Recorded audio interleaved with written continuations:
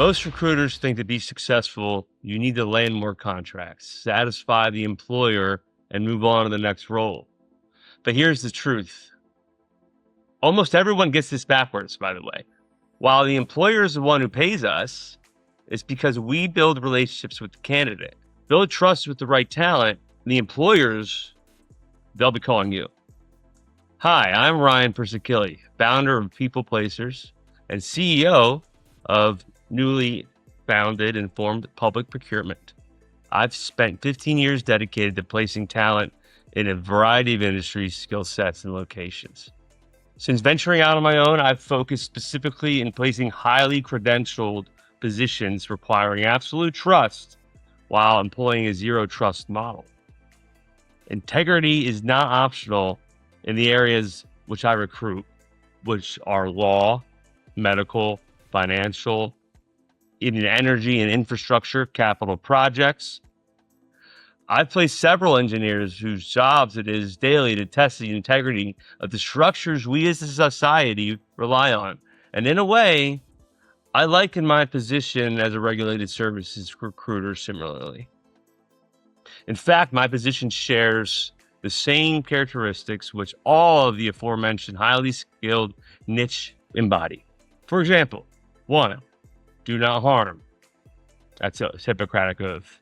2, represent zealously with confines of the law. That's a lawyer's oath. Earn and maintain the public's trust. That's what an architect's oath would be. Practice zero trust. A lot of us know that with cybersecurity nowadays. Highly efficient and critical leaders of our society rely on talent brokers like myself to operate with the same rigor which they are held up to. And the reason is simple. Their reputations rely on it. My reputation relies with this, and the same expectation for minimal failure and zero blunders withstands. It withstands the desire to pump up the volume and warp to hyperspeed. Many recruiters never learn to slow down and actually listen to a candidate they are on the phone with or video screening, because every conversation is valuable. Your time's valuable. Make your time valuable, more so than you will ever know. Those calls will be little nuggets of truth that you use to connect the dots. So here's how I've built my candidate first and talent centric. Some clients love to hate because some still can't get over why they need to pay me. I don't need to explain my billing, but I wish to share how I have had my success. First, protect the candidate's personally identifiable information, PII, above all else. You cannot lose their trust, even when they've lost yours.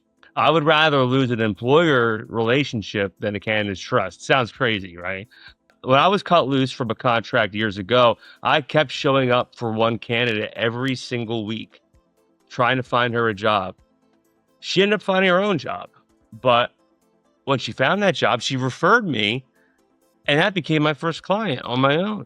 That is the dividend trust pays. My next 3 clients were actually candidate-driven relationships as well, and they continue to be. Second, lead with judgment first, then with volume, then with speed and productivity.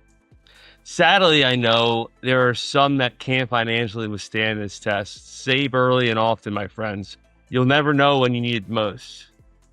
Now, the third point here is recruiting at its best is investigative work. That is why I can surface roles that are confidential or not even posted yet, or maybe not even realized by the employer until the glaring truth is put right in their face and it gets unearthed by yours truly. The fourth would be selective with anything in life, I think, but in this context, as I would tell any marketable candidate, never to jump at the first offer. Neither do I bite at the first morsel. Not every client is a good client. In fact, most of them are terrible and will run you bone dry. This is capitalism, my friends. This is why I'm not afraid to walk away ever. My last point, the demand for real talent far outweighs the supply, especially in this era. The leverage belongs to the recruiter who actually represents people and does it well. So if you want more inbound leads than outbound rejections, and if you want clients who are willing to pay you the fair market value or more for your services to gravitate towards your firm, then start putting the people, candidates, job seekers first. Trust in the candidate and earn their trust in return, and the rest figures itself out.